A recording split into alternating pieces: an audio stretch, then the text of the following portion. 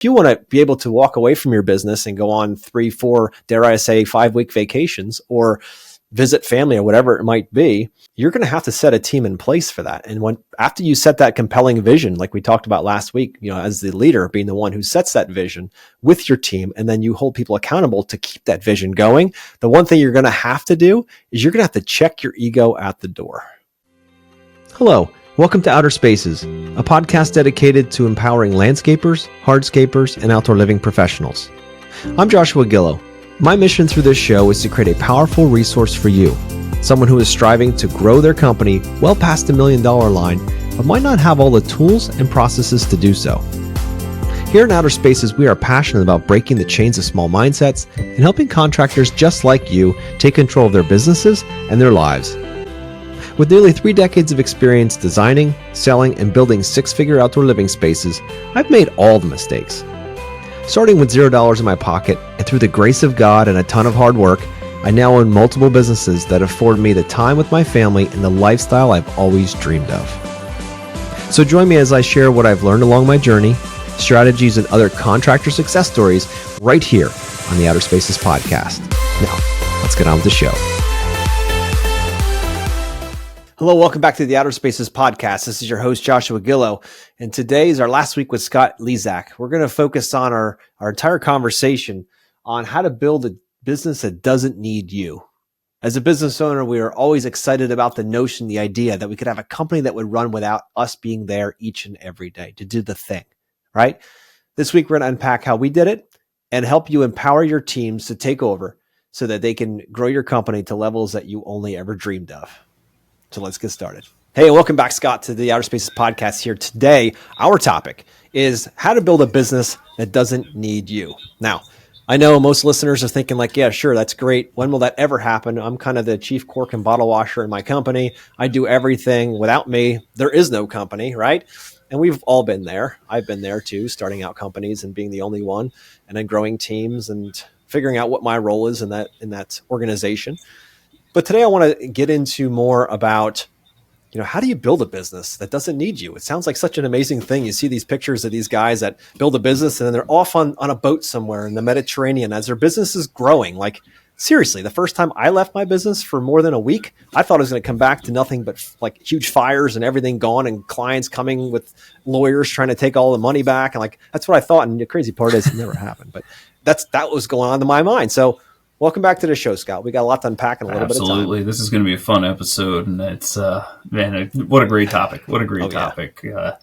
I had set out on the goal to build a company that would run without me, so I had flexibility to do whatever I wanted to, and I achieved that probably about 3 years ago, and I was so bored so fast when I wasn't needed within the company. I had to figure some other stuff out. So I want to throw a caution out there too. It might not be all it's cracked up to be. You don't realize how much you crave to be doing something until you don't have anything to do. And, that's where my next idea came though. That's where Inspire You came from. And that fills that time.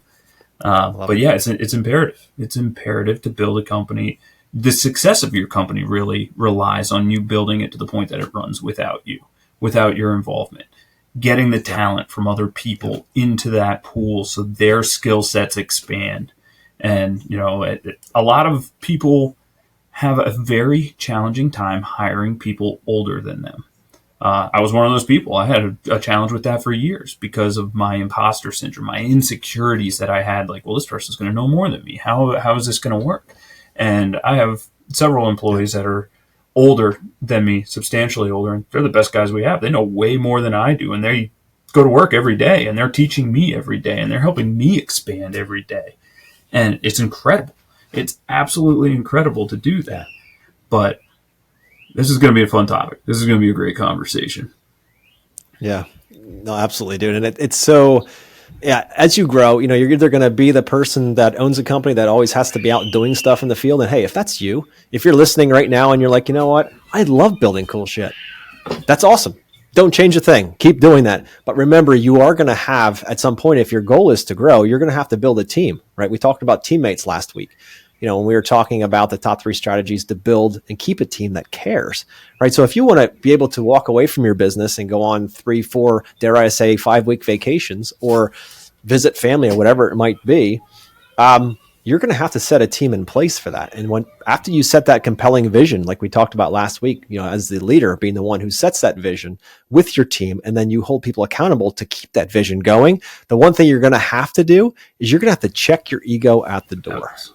That's one of the biggest things you got to learn, because man, ego gets you in business. I can do this. No problem. I can do it better than that guy, right? To get you in there. But the next problem you're going to have is that same ego is going to drive you through a wall, because that same ego is going to try to take over and try to manhandle your employees. Should I call them teammates, right?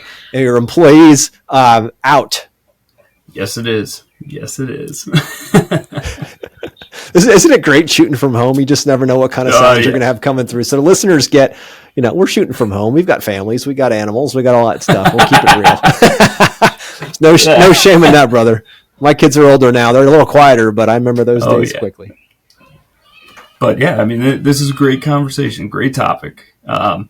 The building of the systems and the processes. We covered this a little bit on the last episode, but getting that skeleton in place, that's key. And understanding people aren't manageable. You can't manage a single person out there.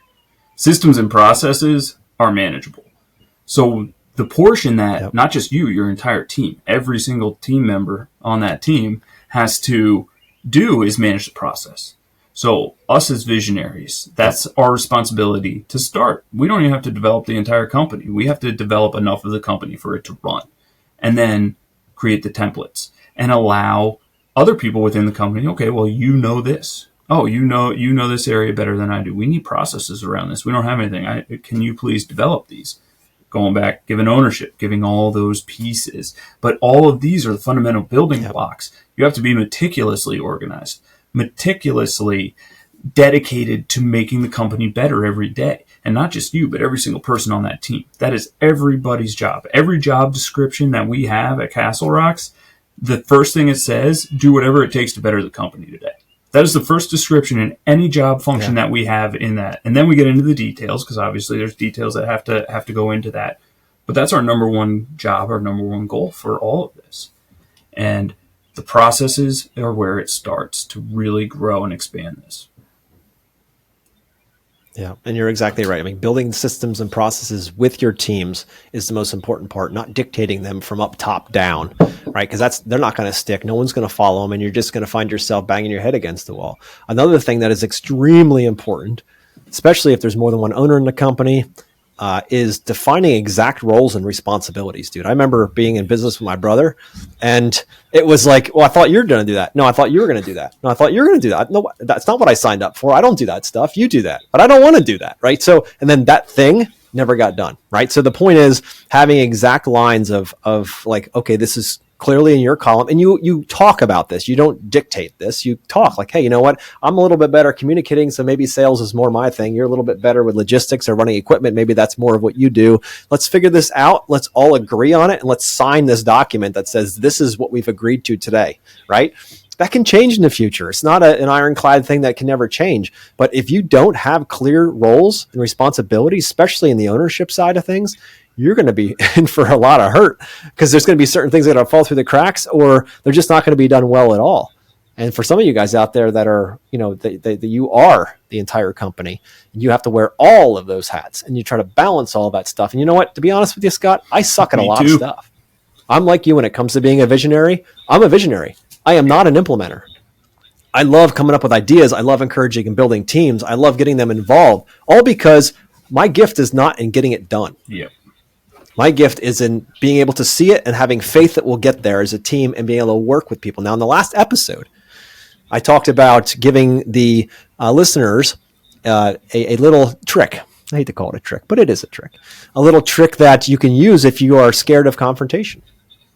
Because the biggest thing, especially like say you have a client and or even a teammate that has a grievance or some kind of problem that they're dealing with, they have to build up this emotional volcano to a point where they've got enough guts to make a call, text, email, whatever it might be, right? So they're kind of fuming at that point. So one thing to think about is timing. All right, do you really want to hit them when they're ready to explode? Do you want to be that pin ready to pop the balloon? Like, do you want to do that? And sometimes you don't have a choice. Things just happen and you got to be there. This trick that I'm going to teach you will do that situation, whether it's right now or whether you can give it an hour to cool down and then hit it more logically. Both ways will work here. So what it is, first off, when you get on that phone with a client and they're heated up about something, the last thing you want to do is start to assume that you know their problem, even though you may 100% know their problem. They might have told you all about it already through an email or a text. And now you're finally getting on a call to solve this problem or meeting them face to face. They might already know. You might already know what it is. Don't assume a thing. Never assume. You say, hey, Mrs. Jones, hey, I got your text. Tell me what's on your mind. That's the first question. Tell me what's on your mind. And then he or she will just go into this long conversation with themselves about statement about all the things that happen and what's going on.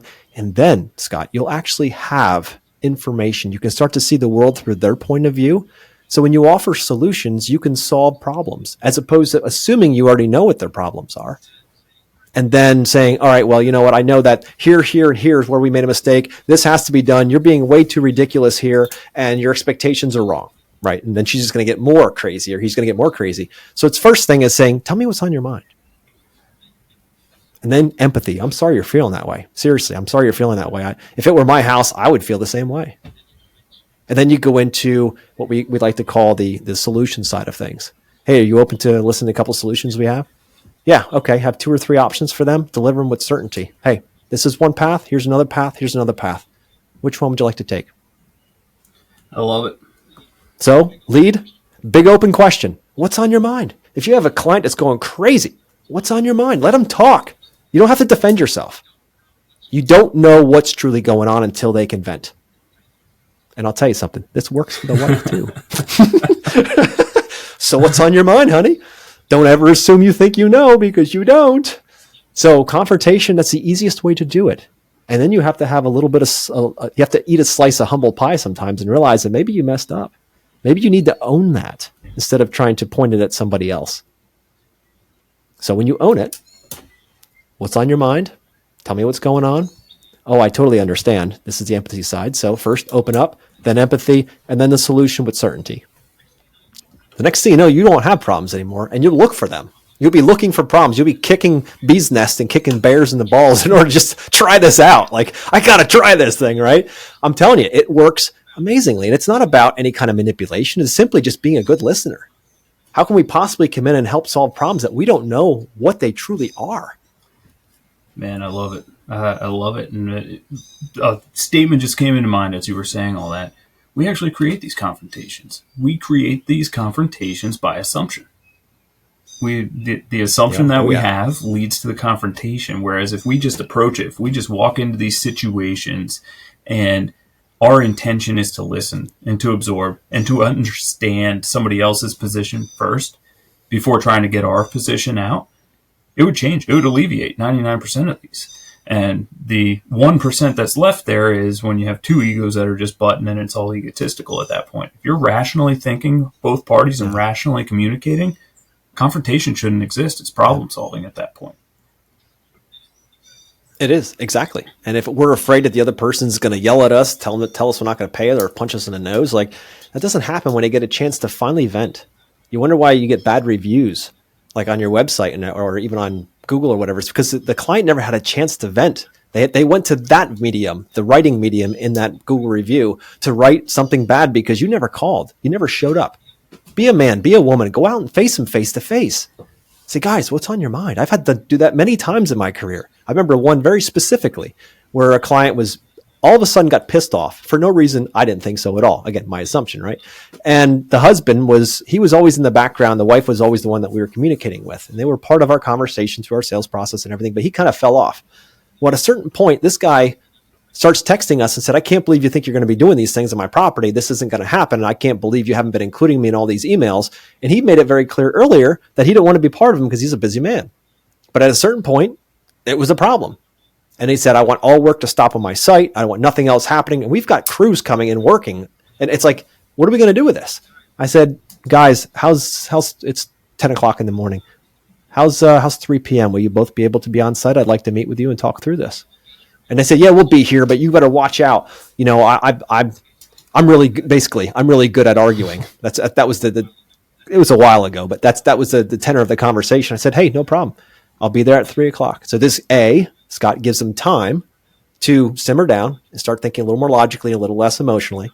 So when I got there, they both stood in the front yard, cold as ice. And I said, guys, because they were expecting, what does a contractor typically do? Or men in general, right? What do? They go up there and they just start, what is your problem? I'm here giving you, like they come in with these big, nasty, loud, because they think like they have to overpower them. And I simply went in and said, guys, I'm here. What's on your mind? Even though they told me all this stuff on the phone, what's on your mind? They reiterated it all again. By the time they were done talking, they were just out of gas, right? That confrontation just like finally somebody listened and he took the time to come down and actually see us. Solved the problem in about 15 minutes. All it was is to make sure that his email was part of the email chain. That was the biggest problem here. It wasn't anything else. He was just so mad that he wasn't part of the conversation, that his wife was taking over the project. That's a marital thing, not a contractor thing, right? But we don't know these things. If we come back with this big, loud, thing and start being, holding our space and saying, look, this is what we do. This isn't right. Why are you treating me like this? Everybody treats me like this. I'm a whatever. You could say all of those things, but just stop and say, hey, tell me what's on your mind. And you're going to be amazed. Hey, I totally understand. Like, I wouldn't want to be left out of the conversations either. So here's a couple of options we have. Do you want me just to include you in all the emails? Do you want me just to do it in text? How would you like me to do this? And I said, well, just put me in all the emails. All right, cool. We looked around the project and walked off, and that was that. But man, I was pissing my pants. I'm like, this client's going to flip. It's a $350,000 project. This client's going to flip. I'm going to lose money. They're going to pull out. I'm going to have to tell my subcontractors I'm not going to be able to pay them. Like, all this crap goes through your head. And all it was a, hey, just stop that. All that worry 99% of the time never comes true anyway. We know that. So let's just have a conversation like two humans. Let's treat them with respect and listen. You're going to be amazed what happens. I don't want to take this whole episode up on this, but it is a super powerful thing that I've learned, a lesson that I've learned along the way, to first ask and then go through empathy and then offer some solutions with certainty. The next thing you know, those problems, you're going to be looking for problems, Scott. I don't know about you, but I look for problems now. I'm not scared of them anymore because I know I have a process that we've developed as a company over time to manage things like this. Because I don't care how good you're doing it, you're going to run into problems. You're going to meet somebody who had an expectation that you didn't have. And you're going to have to work through that. So instead of hiding from them and staying small as a company, learn how to dance in the rain instead of trying to stay dry all the time. Amen. Amen. I love it. Well, that concludes this episode.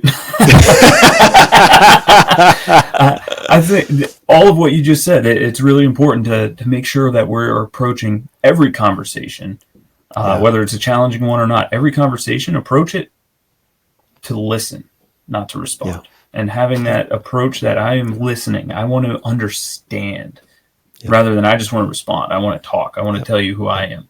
Changes everything, changes the whole dynamic. And the other piece, for me personally, problem doesn't even belong in my vocabulary anymore. There's no problems. I don't run into any problems any day. They're all challenges, because a challenge is something that we can navigate around. And that shift for me, if that works for you, that's great. I hope it does. But that shift in terminology, it's the exact same thing, but calling it a challenge instead of a problem reduces the negativity that you started with. And it induces the thought process to, hey, I got to face this challenge. I got to get past this challenge. What am I going to do? Changed everything. I started doing that years ago, and it's powerful. It's very powerful. Oh, yeah. 100%, dude. So we came into this episode talking about, how can we build a business that doesn't need you, right? And the one thing that I can say from my heart, and I want to hear Scott from this as well, is you need to empower your team and fire yourself as soon as possible from so many hats that you have, right? All these hats that we have, we think we're the only ones that can do it. Our clients only want us. This is all egotistical bullshit. The reality is your team is far more powerful than you ever realize. And if you never help them find that, that's shame on you. You'll never be able to leave. You'll always have a ball and a chain around your leg and not be able to travel or do whatever's on your heart to do. Maybe it's going fishing twice a week, whatever it might be, spending time with your family. You'll always have the excuse unless you start empowering and holding your team accountable by setting a vision. And once you do that, you will be able to have that business you've always dreamed of, be able to own a business, not own your job.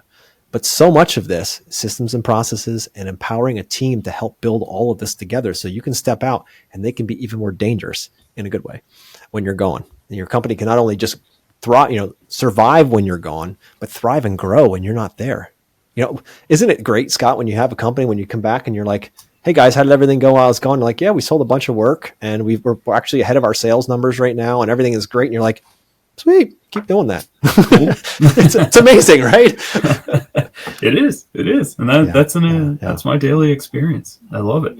And you nailed it though. The number one, if you walk away from this and, don't take any more than one thing out of this, listen to it again, because there's a whole lot more than one thing. I'll say that first. But the number one thing here is the empowerment. That's what creates this, empowering your people. And to do that, it takes trust. You have to trust your people. Where does that start? That starts in the hiring process. If you're like, hey, this person's a little funky, I don't know if I trust this person, don't hire them. Because if you don't trust them from the beginning, or they're not going to be a trustworthy person, you can never empower them. So make sure you're hiring the right people. Make sure you're putting the right people in the right seats. When you have the right person in the wrong seat, move the seat. Don't get rid of that person. Just move the seat that they're in. And empower them to make their mind, and empower them to make mistakes. That's a hard one. Hard one. Oh, yeah. You see one and they're going through and it's going to cost the company $1,000. You know it. Don't step in. Do not step in. If it's $10,000, resist at all costs. Resist. Yeah. $10,000, $20,000, $50,000, maybe step in on those. But when you're talking smaller numbers, let them make that mistake. And don't reprimand them at the end. Have the conversation. Hey, this cost us $1,000. Here's why. Let's talk about this. How can we avoid this in the future? And again, back to that questioning and get them to the solution again. That teaching moment is more powerful than anything else you can do. It's the best $1,000 you'll ever spend. Yes, it is. For sure, dude. Because you know what? They start taking accountability and you're like, I messed that up. Therefore, in the future, that's my responsibility not to do again. Because I honestly think that people are intrinsically good. Like deep down, they just need to have an environment where they can be good and not have to act a certain way. And that's not everybody, but I feel like most people are that way. So we have to create an environment for them for that. So guys, if you want to be able to go on vacation and have a company that you don't need to be at every day, you need to learn how to trust yourself. And then you can start trusting other people. Right? That's typically where trust stems from. You have to be able to trust yourself, your word, your disciplines, your follow through, all of that. And then you can finally start trusting people, but hiring the right ones that actually have that capacity is important. So Scott, again, we could talk all day on this, but how can people find you if they're looking for more information? Absolutely. I'm on LinkedIn and Facebook, Scott with 2 T's, Lesak, Lesak. Connect with me, message me, follow me. Let's talk. I'd love to have a conversation. Also, feel free to send me an email, scott@myinspireyou.com. Love to talk, love to share more of my experience, and I'd love to hear your story. Well, I appreciate you, Scott, for this last 4 weeks of working together and spilling some of the stuff that we've learned, spilling the beans, if you will, things that we've learned that I wish somebody would have poured into us when we first started. It took one too many punches to the face to realize some of this stuff is truth. So I hope the listeners out there got a lot from you. I know I certainly always do. And man, I just wish you the best. You too, Josh. Thanks for having me. It's been a really enjoyable couple episodes here. I appreciate it. All right, guys. Thanks for listening, and we'll see you next week.